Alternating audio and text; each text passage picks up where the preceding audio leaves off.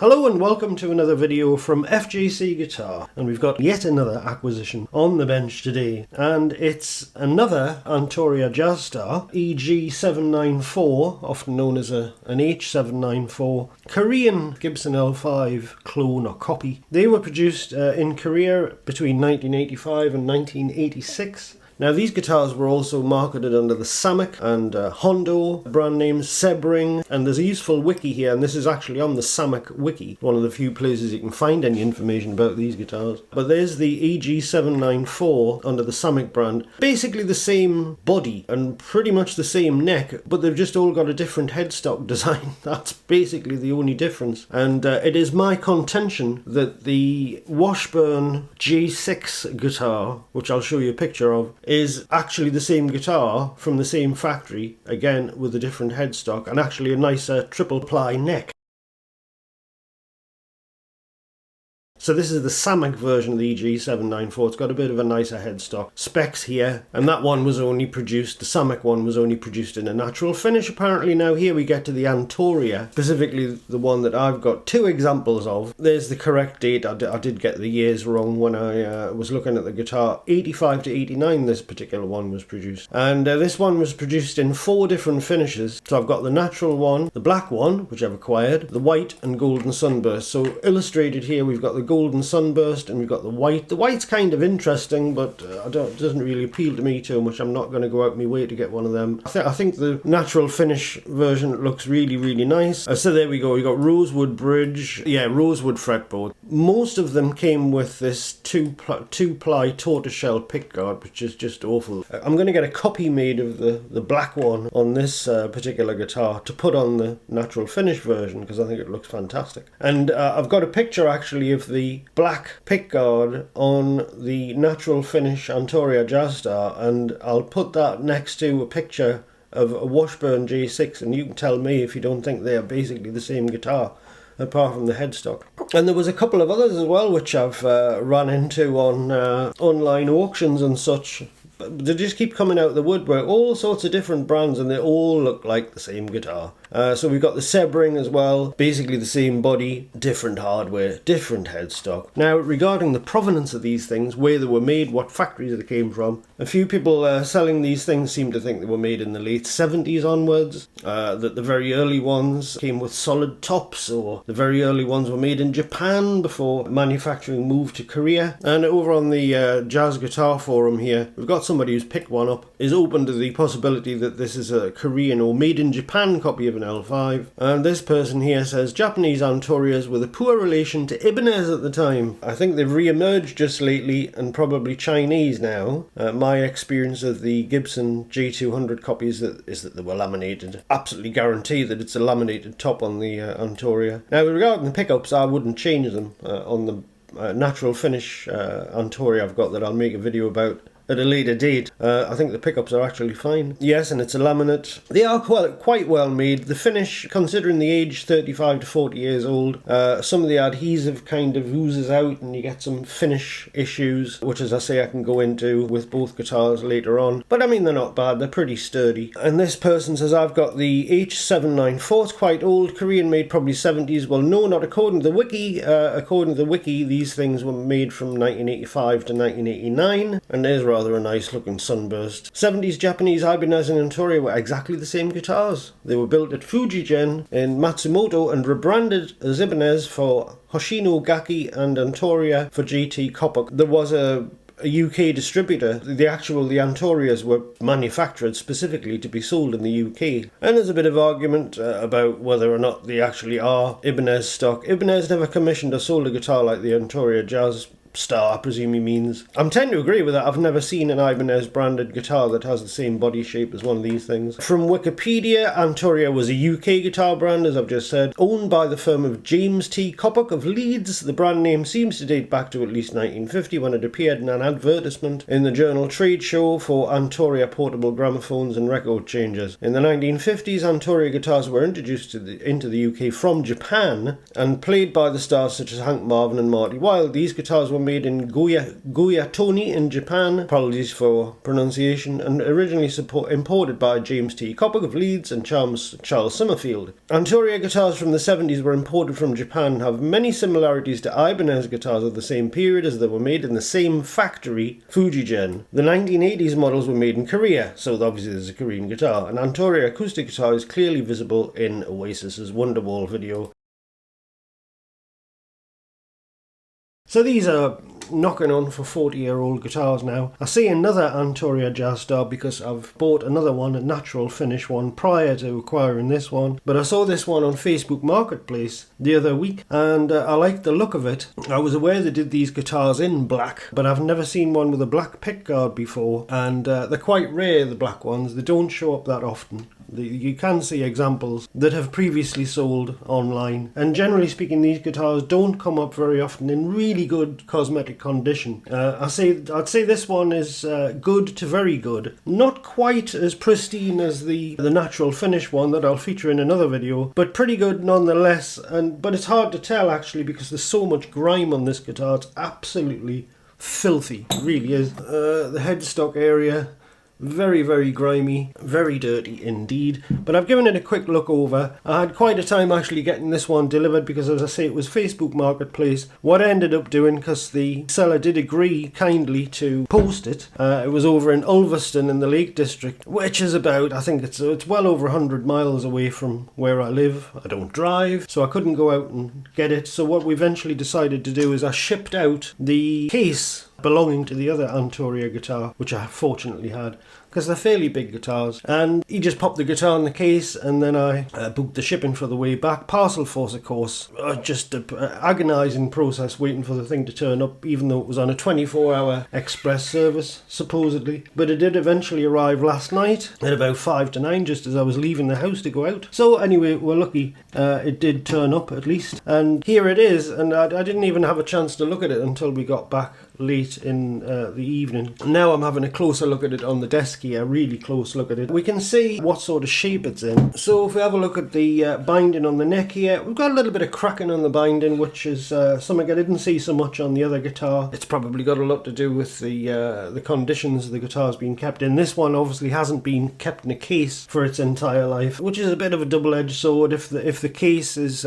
crushing the neck or anything like that, probably not a good thing. But on the other hand, the guitar case does protect the guitar from severe changes in humidity and atmospheric conditions and such like. So this one's obviously been open to the elements, so we've got a little bit of crazing, I would say, on the binding, but it's not a big deal. It's not very badly discoloured. The fretboard itself looks in pretty nice condition. The frets look in really excellent shape. I don't know if these have been levelled once already, but they look pretty good. There's no fingernail gouges in the fingerboard or anything like that. It's just dirty. But the frets look pretty good. Neck relief's really very, very pronounced at the moment, so I'm going to tighten the truss rod up and see obviously what that does to the action. The action isn't bad, but it only feels that way because it's got, I think, gauge 9 strings, or 9 or 10s or something. I think 10s possibly. Nut action's a bit on the high side up here, but you can see all the grime and filth here. All the finger cheese.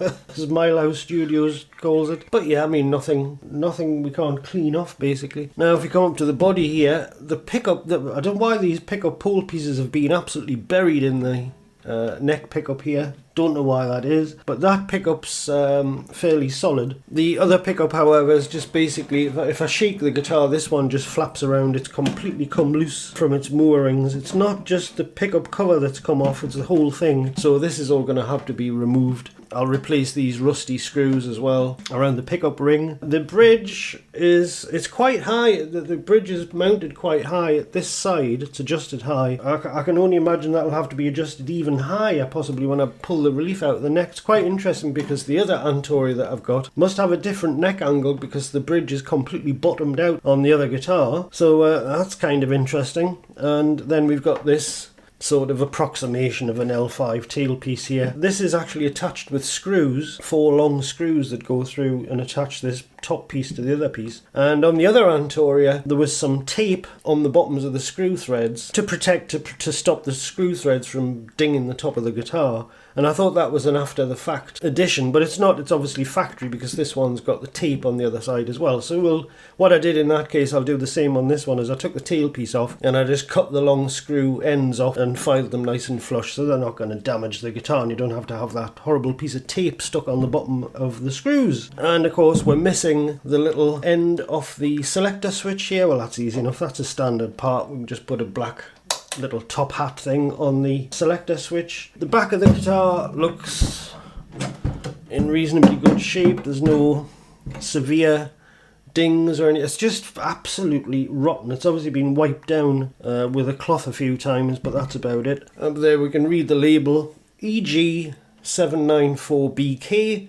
So that, I'm assuming that stands for electric guitar, model number 794 black. And we won't find a serial number anywhere on this guitar, I don't think. So what I might do is take the tuners off. I'll de-string the guitar, take the tuners off, have a look at them, because I might actually buy some replacements, and we'll clean it up and we can have a look at it stripped down, see what's wrong with it, see if the electronics work, etc, etc. So I'm hoping what this is just going to be is a clean up, replace a few rusty bits, set up. We'll check the fretboard if in case it needs any spot leveling. Well, with a bit of luck I won't even need to do a full level on the fretboard because it's there's no wear on it whatsoever, but it's going to really need a serious deep clean, this guitar. So I'm going to completely strip it down, gut it completely, probably hoover out the body, sort out these pickups, replace these screws, and then we'll see what we've got. So I'll strip it down and I will rejoin you when I find some points of interest.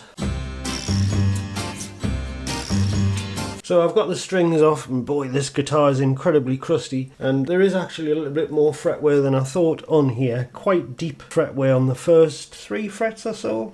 Nothing really beyond that. So obviously there's been a lot of playing in the first position on this guitar, quite heavily played in the first position. So and I don't really necessarily, well, I don't know, we'll have a look. I don't really want to level that kind of fret wear out necessarily. We could easily just replace the first 3 frets if I felt the need to do so.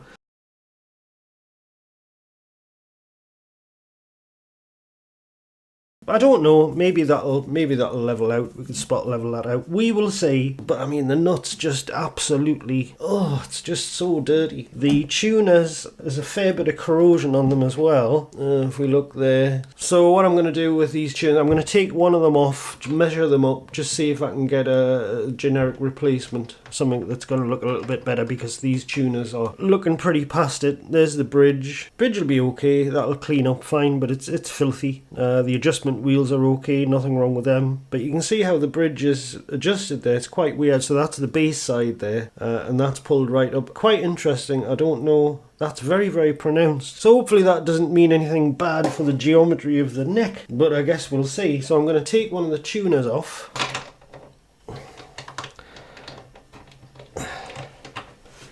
See what we're dealing with. Ugh, it's just filthy inside. It's horrible. I'll take the screw off the back.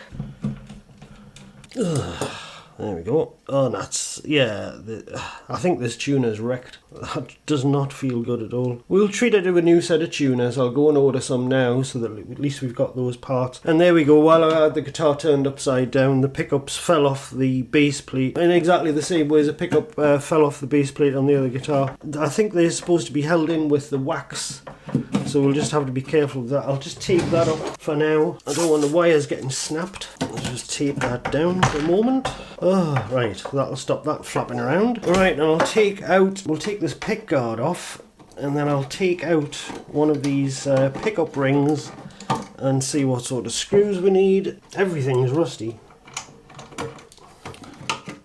Oh! So maybe this guitar's been stored in some quite humid environments, because we have a lot of corrosion on everything. Oh, this is going to be a bigger job than I thought by the looks of it.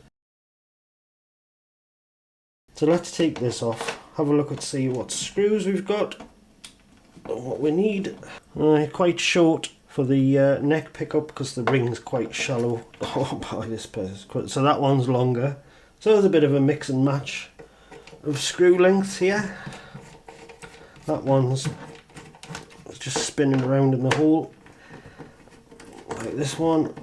Yeah, that one's coming out. And that one doesn't even bite into the wood anymore. Right.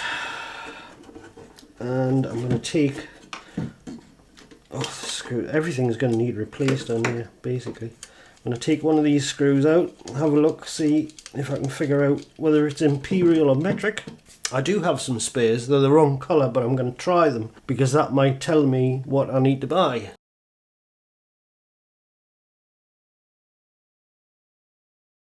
So I'm taking the guts out of the guitar here. I'm going to remove the pickups, the pots. Two of the pots I've already dropped out of the holes there, as you can see.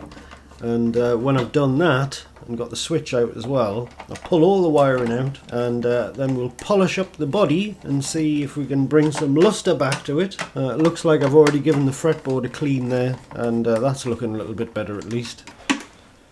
So I'm just undoing the nuts on the other two pots there, so I can drop them out, and then once the switch is removed, we can drag all the wiring out of the body. So here comes the wiring. I've got the switch off and I'm just heaving all the wiring out through one of the pickup holes. It looks pretty crusty, as you might expect, and it's got this kind of tan coloured fabric tubing to try and keep things together, and it's got some cable ties around the wires as well. So once all that's pulled out, and I wasn't too sure what I was going to do with the wiring at this point, whether I was just going to clean it up, replace the pots or what. Yeah, that became a whole other job in itself, as you'll see. And I'm just using a damp cloth, I think with a little dab of detergent on it, or fairy liquid or something, just to try and wipe off the surface grime, so we can evaluate the state of the finish underneath, see what the lacquer looks like. And this gives you the idea of the amount of filth that came off just off the top of the body. But I mean, it's starting to look better already, so I've got fairly high hopes for how it's going to turn out. So with the surface grime removed, I'm getting into it with a different cloth, and now I've decided to use detergent or washing up liquid, in fact, just to give us a little bit of purchase on the rest of the grease, which is smeared over the top of the guitar.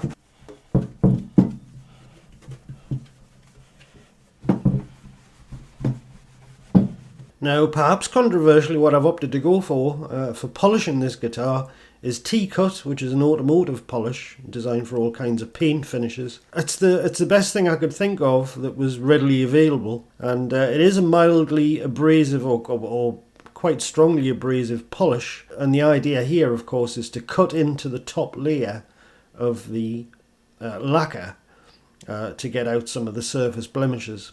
I'm not going for a new condition here. I'm not trying to make the guitar look new. I'm just trying to get rid of some of the nastiest scuffs, just to bring out the finish, really, just to bring the luster out.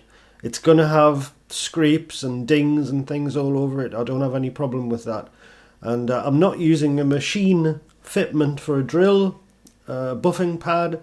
I'm doing this by hand so I can judge the amount of pressure and the amount of coverage I'm putting on the guitar, because I do not want to cut through completely through the top layer of lacquer, of course, and I have no idea how deep it is.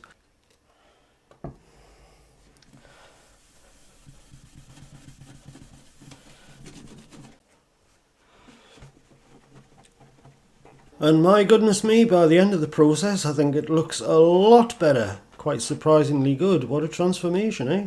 Right, so we've got the body polished up, and I've actually cleaned it out. I actually vacuumed the insides of the guitar because it was that bad. As you can probably imagine, with all the hardware that could rust, having rusted, you get this fine brown dust that just proliferates all over the place and stains everything it touches. So the guitar is polished up now. I'm quite happy with how it's turned out. I mean, I'm not going for a brand new looking guitar. Yeah, that's not going to happen. That's looking good. So I'm now turning my attention to the innards, the electronics of the guitar. It did have this sort of brown tubing over certain bits of the cable, and it's got cable ties on it as well. The switch, it was missing the top. I mean, that's not a problem. We could have easily just replaced the little cap on the switch, but I've bought a new switch, and that comes with a black cap, which is perfect, and it's going to be an ideal match. And I've bought replacement pots as well, E and B pots, and a load of wire. Don't want to make any radical departures from the way the thing is originally wired up, so I'm going to do it exactly the same. I've got a new jack as well. The nut on the jack's gone rusty here. Everything's grotty and filthy inside. It's just disgusting. The pots, Some of them are really stiff. I know you can obviously spray switch cleaner inside of them, but I thought, what's the point when they're so cheap to replace? So we're going to replace all the pots. The wire, I figured it's a lot of these little wires here have snapped off. This one's broken off, the ground, the shielding's broken off it. That's for the bridge pickup. It's all going to go apart from the wires going to the pickups themselves. The pickups, the base plates on these pickups had parted company with the pickup covers. So this is just like a brass base plate which got the ground wires attached to it, and both of them had come off. These are usually soldered together, but if you've watched my previous video where I replaced the pickup covers on an Ibanez guitar, it's a bit of a pain trying to solder these things, and they weren't soldered out the factory, they were glued. There was just this sort of brown coloured glue run down the joint here. So I've just cleaned them up and re-glued them. I'm having the usual problem with screws, of course, because the original height adjustment screws, the mounting screws for the pickups, the heads are all grimy and rusted. So I bought a couple of sets of pickup mounting screws, not being too sure what the thread would be on this one, and of course they don't fit. Now this particular set I bought from a local dealer who's been very helpful in general, I have to say. And the two prior sets of mounting screws that I bought, one of them just fell through the hole. The other one, it turns out, had exactly the same thread as this one. This third set I bought specifically because it was advertised as Imperial. The original screw thread actually went to the lengths of counting the threads on the screw. I don't think it's a 48 thread per inch screw, but it's definitely an Imperial screw of some sort. Now these were advertised as Imperial screws 3-48, and when they've turned up they're obviously M3. I can put an M3 metric nut on these screws, and I counted the threads on these ones, and these ones are 50 threads per inch, which is metric thread, so therefore they don't fit. So I've got no screws that fit, no new screws that fit in these pickups. But I was talking to the fella actually who runs the shop. What he did suggest, in a roundabout fashion anyway, is that you could of course drill out the threaded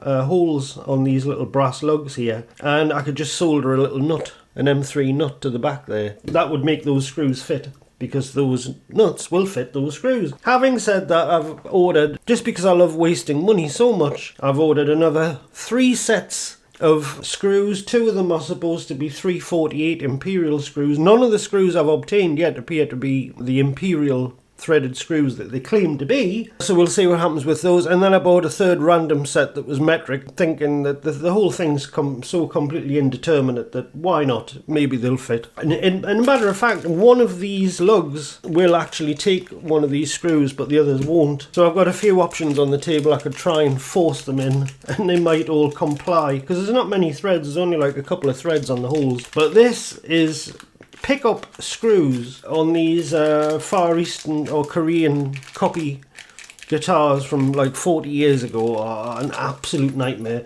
And as usual, I mean, the pole piece screws don't look too bad on these pickups actually. And I do want to preserve the pickups. There's probably somebody out there saying, why didn't you just replace the pickups? You could buy a decent set of humbucking pickups for 35 or 40 quid. Obviously not if you want something really nice like Seth lovers, you're looking at a couple of £100 per pickup, but you're probably thinking, well, these are Korean pickups of a cheap guitar and probably not very good. But on the other Antoria that I've got, which I will feature in a future video because I'm going to do a complete refret on that guitar, that's got the same pickups and I like the pickups fine. I think the pickups are okay, so for now I want to stick with the originals. So anyway, I bought pole piece screws, several sets of them, because with the previous guitar, the Ibanez AKG V95, I bought so many sets of gold pole piece screws. Specific reason for that, because of course the original pickups had the relic finish, and the screws were largely, the finish was worn off them, although they were ostensibly supposed to be gold plated. And not one of the screw sets would fit as pole piece screws. Same story here. I actually paid about £10 from a UK vendor that specifically said that these were pole piece screws that would fit DiMarzio pickups. They don't fit. The threads bind. Of course they do. And the reason I assumed that the DiMarzio screws might fit was because the pole spacing on these pickups is actually very unusual. The neck pickup, it's about 46.5 or 47 millimeters centre to centre on the two outermost pole pieces, and it's about 50, I think, on the bridge pickup. Normally it would be 50 on the neck pickup and 52 on the bridge. Generally speaking, that's the most common, I think. But yeah, just unusual. So of course the screws haven't turned up that I've ordered, so I don't want to do the nuclear option and put these nuts on the bottom and drill the holes out until I've established that other sets of screws won't fit. They probably won't fit. Knowing my luck, they will. So anyway, I've started to wire things up. I've taken the original cap. I'm just doing a like for like wiring job, but I will put some black sleeving over the wires here. I have to use the magnifier to do the soldering, so it's quite difficult to film, but I'll film a little bit of it.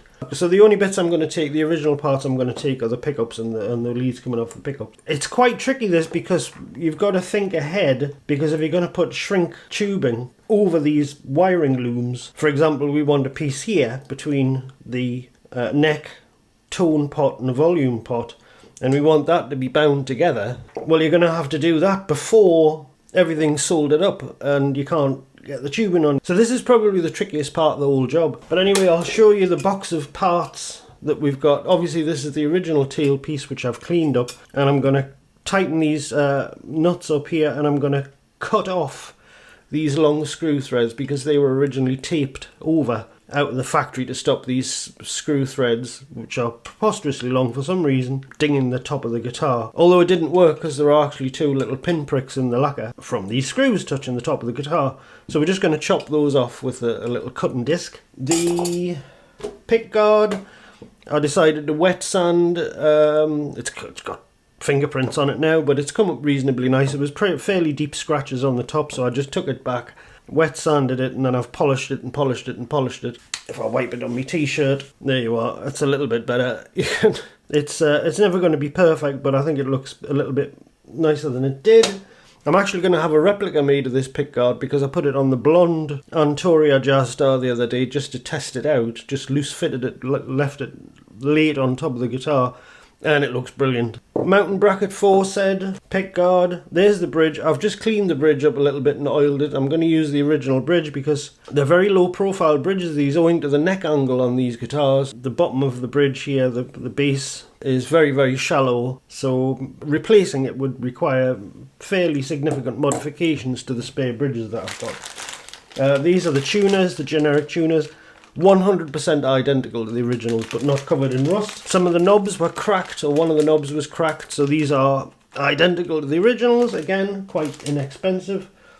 Pickup covers, they just cleaned up, just give them a little bit of a polish, so they're fine. Strap buttons, other bits for the tuners. There's the other tuner.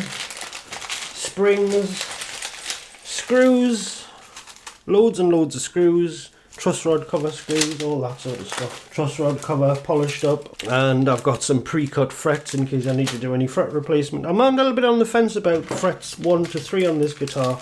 It doesn't look like it's been levelled in the past, so I might just stick with the original frets, I don't know. But anyway, so there's the box of bits. So once we get this wiring done and we get the frets sorted out, we're going to be very, very close to putting the guitar back together. And the interesting thing about this project is I have no idea whether this guitar is really going to be any good.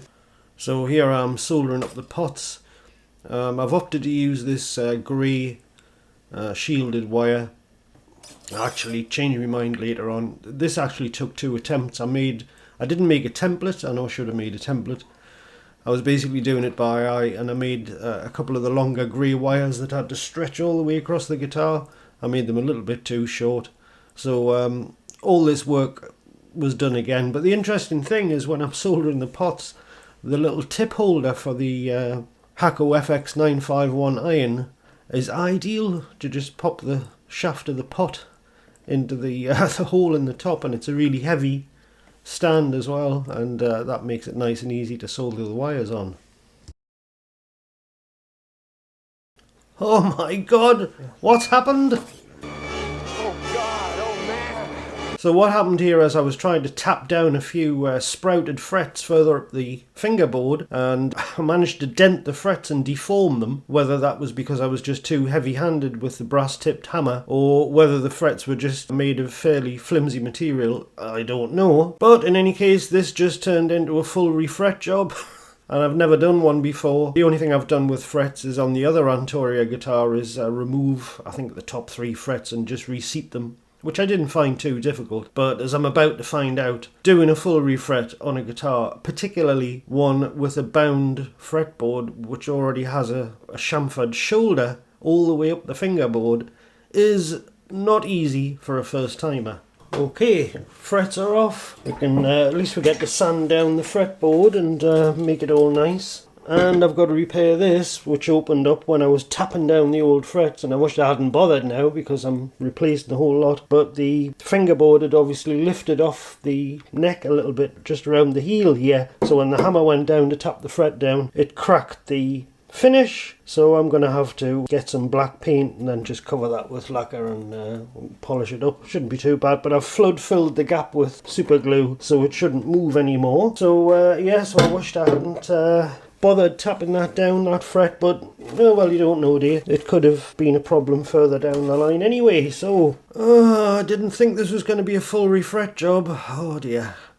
Oh well, if you're going to replace a few, you might as well replace the whole lot. And on that cliffhanger, this just became a two-parter. In part 2, you'll get to see how the refret process goes, and I won't give the game away, but believe me, everything that could go wrong did go wrong. And that's partly down to a lack of experience and partly down to the fact that I unexpectedly chose a very, very tricky fretboard on which to do a refret, never having done one before. This is the only way you learn. So if you want to see how this turns out, make sure you subscribe to the channel so you don't miss part 2. And in the meantime, I'd love to hear your comments on what you've seen so far. And thank you very much for watching, and I'll see you in part 2. So bye-bye for now.